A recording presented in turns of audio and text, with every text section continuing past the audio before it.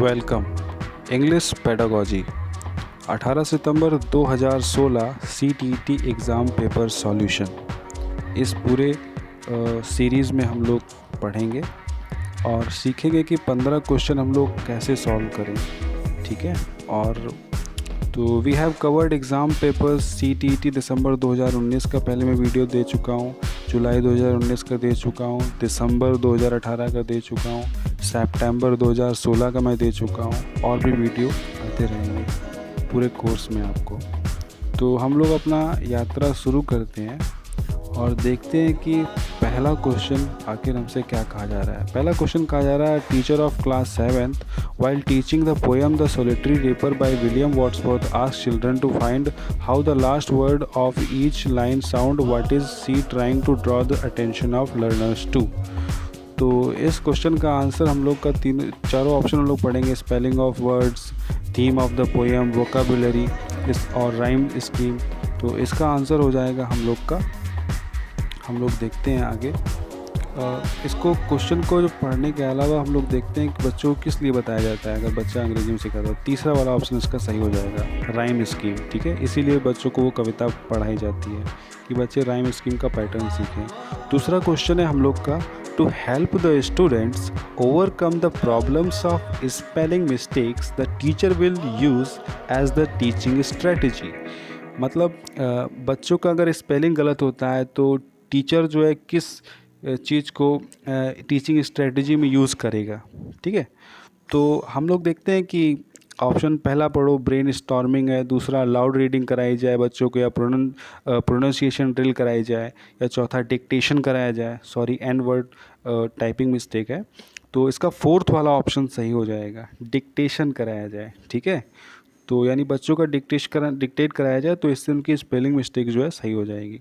तीसरा हमारा क्वेश्चन है, grammar translation method of teaching English heavily relies on. ठीक है, जो ग्रामर ट्रांसलेशन मेथड है इंग्लिश का, ये ज़्यादातर किस चीज़ पे निर्भर करता है। तो पहला ऑप्शन है मीनिंग फोकस टीचिंग, दूसरा ऑप्शन है फॉर्म फोकस टीचिंग, तीसरा ऑप्शन है direct teaching as a strategy for learning, चौथा ऑप्शन है language used as the main focus.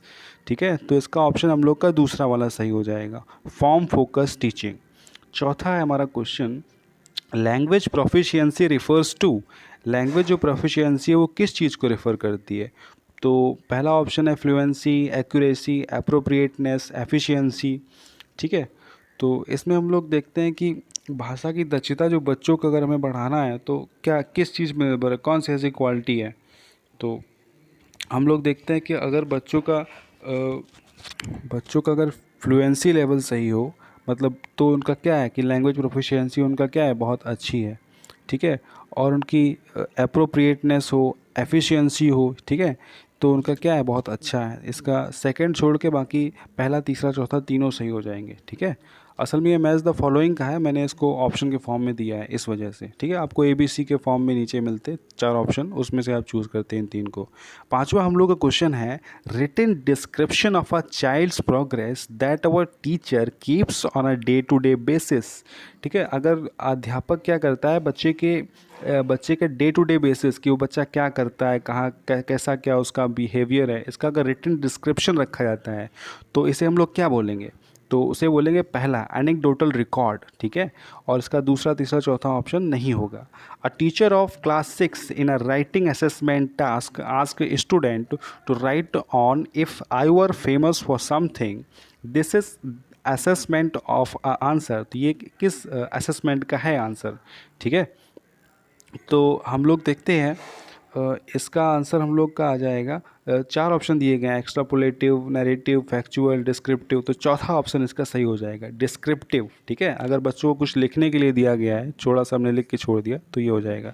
सातवां क्वेश्चन है, good language text book should be. एक अच्छी लैंग्वेज टेक्स्ट बुक क्या होगी। तो इसके पहला ऑप्शन है कंटेन्स लर्नर सेंटर्ड मटेरियल, दूसरा ऑप्शन है कंटेन टीचर फ्रेंडली इंस्ट्रक्शन, तीसरा है incorporate language skills thought out, चौथा ऑप्शन है, ठीक है, टैक्टिकल आइटम हो उसके कंटेंट में। ठीक है, तो हम लोग देखते हैं कि इसका हम लोग का आंसर क्या आ जाएगा। अच्छी जो लैंग्वेज टेक्स्ट बुक की बहुत ज़रूरत होती है, ठीक है, बच्चों के लिए, तो इसका पहला आंसर सही हो जाएगा। ठीक है, कंटेन्स लर्नर सेंटर्ड ठीक है, मटेरियल पहला दूसरा चौथा, ठीक है। इसका भी सेम वही है, इसमें ABC करके 3 ऑप्शन दिए होते जो मैंने लिखे नहीं, 4 में मैंने कर दिया इस वजह से। तो पहला दूसरा चौथा आ जाएगा इसका ऑप्शन, तीसरा वाला नहीं होगा, ठीक है। अब हम लोग आगे आते हैं। हम लोग का जो 8वां क्वेश्चन आने वाला है, 8वां क्वेश्चन हम लोग से कहता है Kavya notes down the errors committed by learners of the class and discuss them once in a fortnight, what is this practice known as. Kavya क्या कहती है कि जितनी उसकी गलतियां होती हैं क्लास सीखते टाइम उनको वो डिस्कस करती है, ठीक है, एक बार, और उसको क्या करती है, ठीक है, थोड़ा सा लिख लेती है। तो इस प्रैक्टिस को हम लोग आखिर बोलते क्या हैं, इस प्रैक्टिस को आखिर क्या बोलते हैं? तो पहला इवोल्यूशन बोलेंगे, या प्रोवाइडिंग फीडबैक बोलेंगे, असेसमेंट बोलेंगे, एरर ऑफ करेक्शन बोलेंगे। तो इसका पहला आंसर सही हो जाएगा, ठीक है। 9th आता है हम लोग का when children are introduced into English as a second language. जब बच्चों को हम लोग इंट्रोड्यूस करते हैं कि इंग्लिश उनकी एक सेकेंड लैंग्वेज है, तो क्या होता है? तो पहला option they should begin with letters of alphabet, दूसरा ऑप्शन है दे शुड रीड फर्स्ट, तीसरा ऑप्शन है they should be expose to a language orally, चौथा ऑप्शन है they should begin writing first. तो इसका क्या है, तीसरा वाला सही हो जाएगा, they should be expose to language orally. Okay, अब हम लोग आते हैं अपने 10th क्वेश्चन पर। Eclecticism in English teaching refers to using.